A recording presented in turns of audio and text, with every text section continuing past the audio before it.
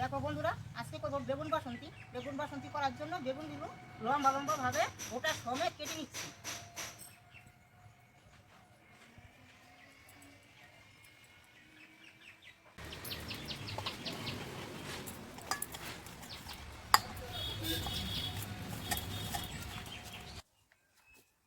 বেগুনগুলো ভাজার জন্য কড়ার মধ্যে তেল দিয়ে দিচ্ছি।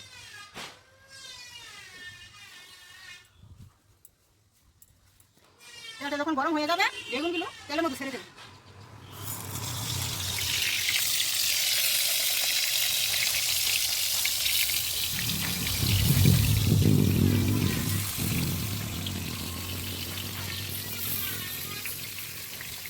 বেগুনগুলো ভাজা হয়ে গেছে, এখন তুলে নেব। বেগুনটা ভাজা করে কড়াইতে তেল ছিল, ওই তেলের মধ্যে ফোড়নটা দিয়ে দেবো। ফোড়নে কালো জিরে, কাঁচা লঙ্কা,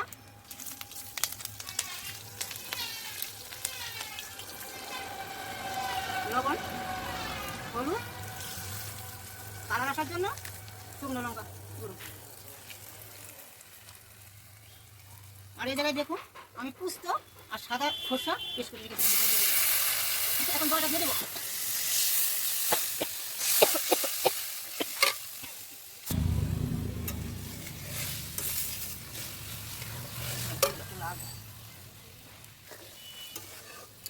আগে থেকে ভেজে রেখেছিলাম, এখন ছেড়ে দেবো।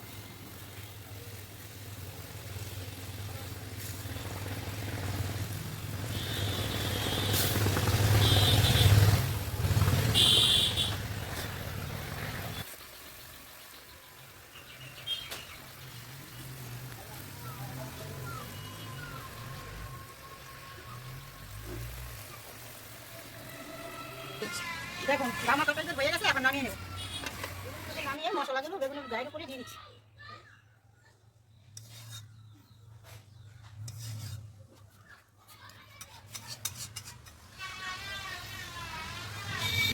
দেখুন খাওয়ার জন্য এটা রেডি।